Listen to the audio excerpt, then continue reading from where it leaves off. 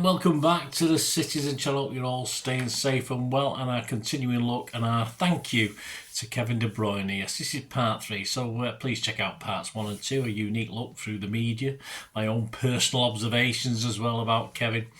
And yeah, we'll have a look back at how he's doing. In part 2, we look back at a season that, despite injuries, he made a vital contribution to a 4-trophy haul, and yes, would have certain injury problems this season as well in 2019-20, and we're going to look at 2020-21 as well. So we'll have a look back, say, through various media outlets and looking back at games, etc.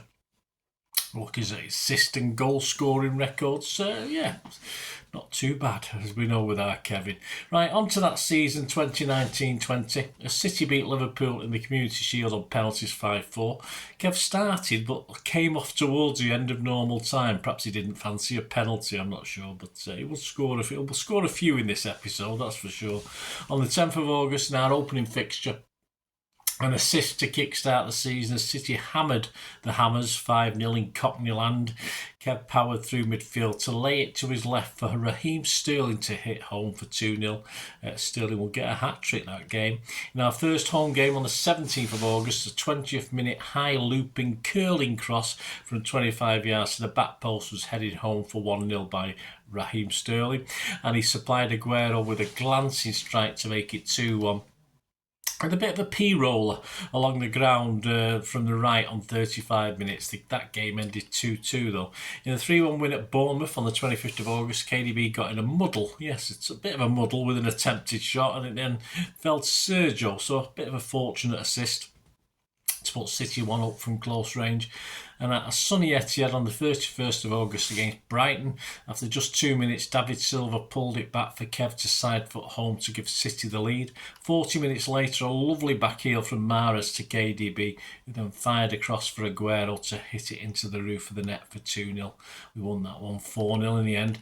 In the first Champions League game away at Shakhtar, on September the 18th, a 3-on-2 break by City, and KDB played Gabby Jesus through, who planted it home in the corner to complete a 3-0 victory. 5 months early, City had smashed Watford at Wembley 6-0 on the 21st September. At the Etihad, we hit another 8 past them. Within 1 minute, a teasing looping Kevin cross from the right was put in from close range by David Silva for 1-0. For 7-0, he got in behind Watford and his cross was stroked home. A second try for a hat-trick for Bernardo on 60 minutes, and Kev himself scored the final goal from the edge of the box, hitting it high near post into the net, when the keeper sort of expected it to go into the far corner. On the 28th of September at Goodison, a Kevin punt into the box allowed a Gabby Jesus diving header from close range to put City 1 up in a 3-1 win. In a 3-0 home win over Villa on the 26th of October, after taking a short corner, Kev got it back and his bouncing curling ball into the box took the slightest touch off David Silva and was avoided by Sterling and beat a confused keeper for 2-0 on 65 minutes.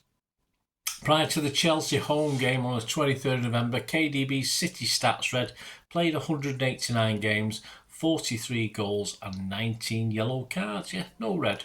He's a good lad, wasn't he? He added to his goal tally in this Chelsea game in a 2-1 win. He pulled City level on 29 minutes, a piece of good fortune as his quick switch from right foot to left wrong-footed the Chelsea defence, but his shot appeared covered before hitting Tomori and wrong-footing the keeper. On the 30th of November, a stunner from Kevin to put City 2-1 up at St James's. He collected a weak defensive header on his chest on the edge of the box and smashed it home.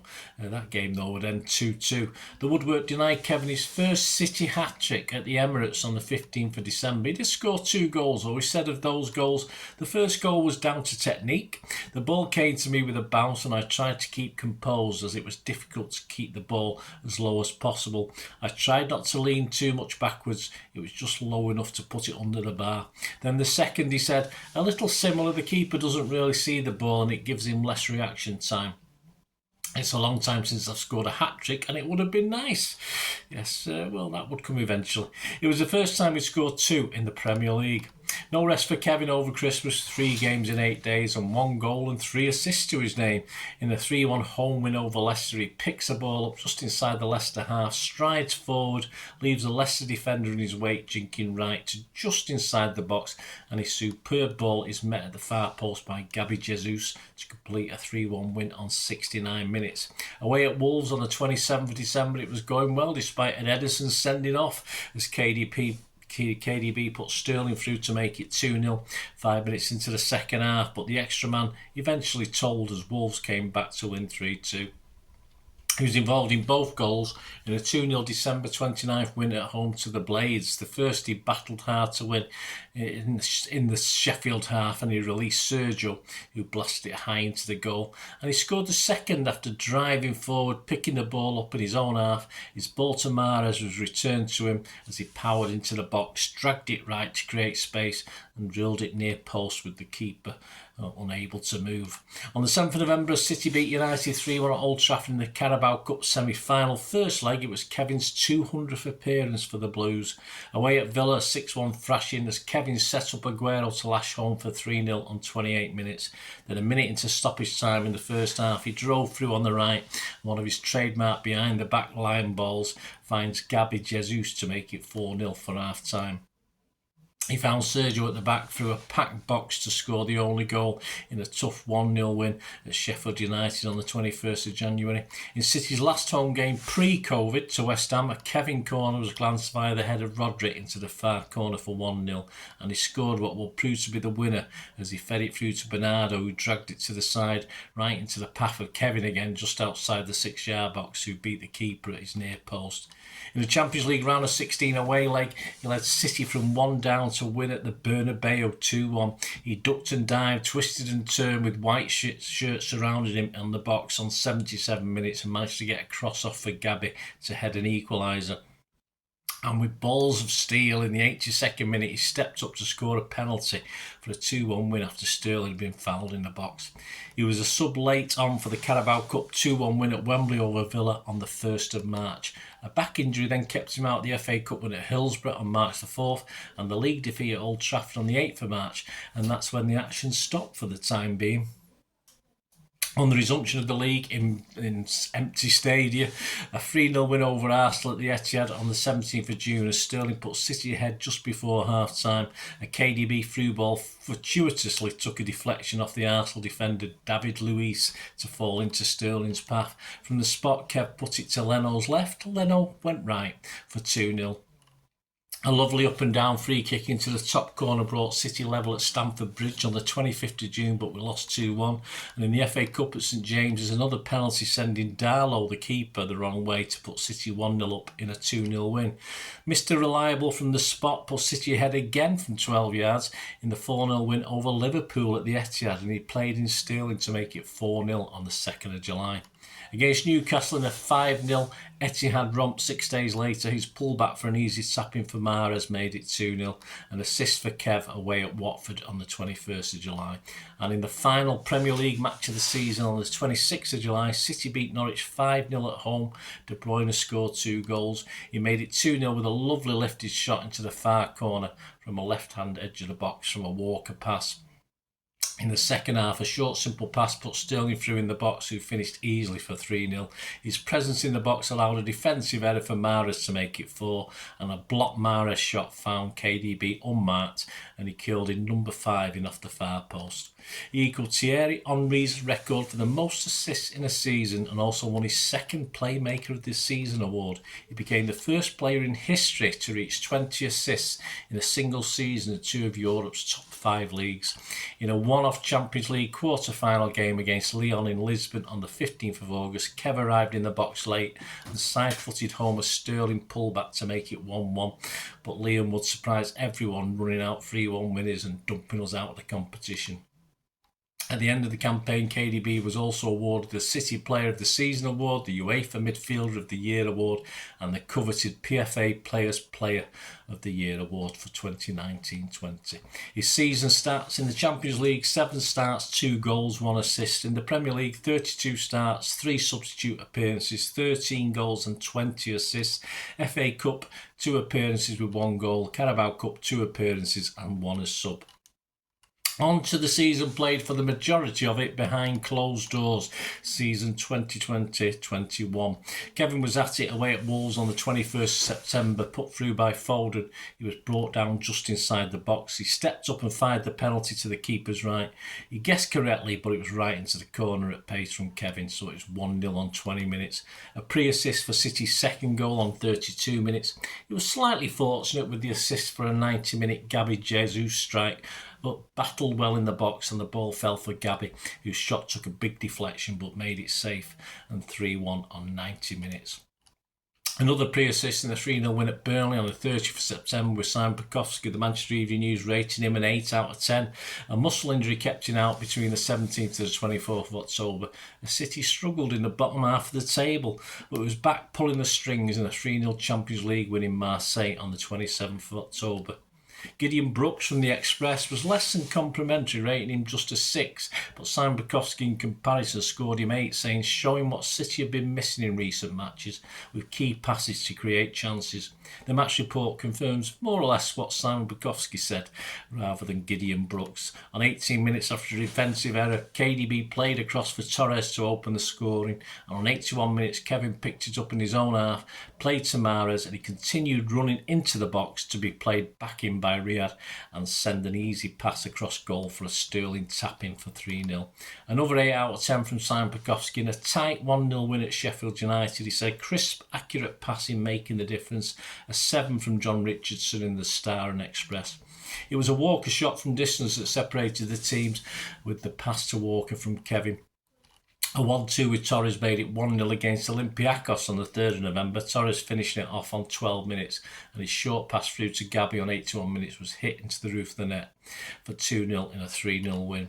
A mixed bag for Kevin though. On the 8th of November he missed a penalty but supplied an assist in a 1-1 home draw with Liverpool, and on 31 minutes KDB had found Gabby, who turned beautifully in the box to fire past Alisson for 1-1. Still, in the first half, Kev won the penalty as his cross hit the arm of Gomez, but despite sending Alisson the wrong way, his penalty went wide of Alisson's right-hand post. And more problems for Kevin City in the usual defeat at Tottenham, who were under Mourinho at this time. 2-0 on the 21st of November, though Kevin City admitted that they didn't understand the VAR rules with this one, but Simon Bukowski did comment that Kev looked tired. His rating just a 5 from Simon Bukowski. Kevin also cited the run of injuries that had caused a lack of consistency from City this season. The result put Spurs top. 11th. City were 11th, 8 points behind. Kev set Mahrez up to put City 1-0 up against Burnley at home on the 28th of November, and a looping cross to the back allowed Mendy to make it 3-0 in a 5-0 win. Mendy's first City goal and a Mahrez hat-trick in this one, with a Kevin pre-assist for Mahrez's third. The Manchester Evening News headline said it all really, as Kev rated a 9 out of 10 in a 2-0 home victory over Fulham on the 5th of December. De Bruyne dazzles to help Blues get back to old normal, he said. KDB powered through midfield to set up Sterling for the first on 5 minutes. Then Sterling earned City a penalty on 26 minutes, KDB sending keeper Areola the wrong way. The result put City just 4 points behind leaders Chelsea with the game in hand. Journalist Steve Bates gave him an 8 out of 10. But Kevin could not inspire the Blues in a drab 0-0 at Old Trafford, as Simon Bukowski commented he had one of his poorest performances of the season. Waiting a number of promising positions with the ball in a home 1-1 draw with West Brom on the 15th of December, he also rated just 5. Better with a nice cross and assist for Sterling to score the only goal in a 1-0 win at St Mary's on the 19th of December. Kevin deservedly was named in the 2020 FIFA Pro World 11 voted by professional footballers across the world. Pep said his vision, speed of thought, the detailed way he sees the game and his technical quality means he possesses everything a top midfielder needs to excel. To keep our title hopes alive, we had to and did comfortably win at the Bridge on the 3rd of January. On 21 minutes, Kev's first ball through to Foden around the box was blocked, but he got it back to cross to Phil, who side-footed it in from 6 yards for 2-0.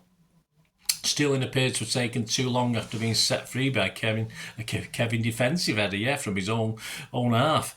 But after Sterling rattled the post, it fell perfectly for Kevin, who'd managed to get up alongside Sterling to hit home to make it 3-0 before half-time. It ended 3-1. The win at Chelsea highlighted the growing relationship and understanding on the pitch between Kevin and Phil Foden. With City sitting 5th after the game, Kevin said, "We must beat the top 4 more often." Journalists Matthew Dunn and John Cross rated his match a 9 out of 10. It was to be a good January until stopped short by injury. With the players playing tribute to Colin Bell at Old Trafford, City took a 2-0 lead back home in the Carabao Cup semi-final first leg. A lovely pullback for a second for City, and Bernardo in a 3-0 FA Cup win over Birmingham on the 10th of January after Mahrez had sweetly put KDB in behind. Kev somewhat surprisingly didn't accept responsibility for a penalty he himself won late and a 1-0 nervy home win over Brighton in the league. Sterling, who was a late substitute, blasted it over. Kev did though supply the ball to Foden on the edge of the area to score the only goal of the game on 44 minutes. Journalist David McDonald gave him man of the match in a 4-0 win over Palace on the 17th of January. A lovely cross with the outside of his right boot found Stones leaping to put City 1-0 up on 26 minutes. It was Kevin's 100th City assist. But in the very next league game, a 2-0 win at home to Villa on the 20th of January, a win that had City second, 2 points behind United, but with a game in hand. He left the pitch in discomfort on 59 minutes with a minor hamstring injury. He returned to first team match on the 17th of February, coming on as sub in a 3-1 win at Everton. By the time Kev returned with stuffed Liverpool, not suffered Liverpool, 4-1 at Anfield, got to an FA Cup quarter-final and broke winning run records to take us 7 points clear of the Salford Reds, still with a game in hand for City. As City marched on, mid-table Arsenal were beaten 1-0 at the Emirates, as Kev made his first start for almost 5 weeks on the 21st of February. Despite a relatively poor performance on the 27th of February, a 2-1 home win over West Ham, Simon Bukowski said he played like a drain. It was his 30th minute long 30-odd yard cross that found the head of Diaz, though, to put City 1 up in a 2-1 win. Not bad for a drain, was it? As City rampaged to a title, it was a visit of United that put a spanner in the works and ended our 21-game winning run on the 7th of March with a 2-0 win at the Etihad. 7 of the 11 starters rated 5 or less from Simon Bukowski, including Kevin, with a 5 for this one. But it was only delaying the inevitable, as Kev's month of March would earn him the City Player of the Month award. He got 2 goals in a 5-2 home drubbing of the Saints on the 10th of March. A Foden effort was saved by McCarthy, the keeper, but was blasted home from 6 yards off the underside of the bar by KDB for 1-0 on 15 minutes, and he settled it at 5-2, picking the ball up and jinking into the box to score on 59 minutes.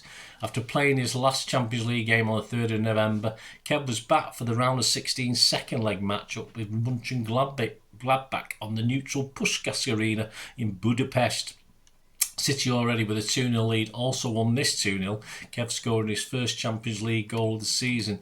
It helped earn him an 8 rating from Simon Bukowski. It was a Kev special from just outside the box as Mahrez laid it off and Kevin blasted top corner to make it 1-0 after 12 minutes. Journalist David McDonald also made him the man of the match. So he finished off March with a goal in a 2-0 FA Cup quarter-final win at Everton to win himself the Man of the Month award. At 80 minutes sub for Sterling, he ran onto the ball and under pressure moved from right to left to hit home from just outside or just inside the box to seal it on 90 minutes. Back in Champions League quarter-final action against Dortmund, and in the first leg at Etihad, KDB started the move that led to Mahrez playing it back to Kev, who hit home from 6 yards to give City the lead on 19 minutes. It ended 2-1 to City as a late searching cross from KDB was taken down by Gundo for Foden to make it 2-1. City, with another very good Kevin performance, would also win the return leg in Germany by the same scoreline to get through to the semi-finals. On the 7th of April, De Bruyne had signed a 4-year contract after negotiating it with the help of statistical data to make a case for a 30% pay increase on a salary allegedly already north of £250,000 per week.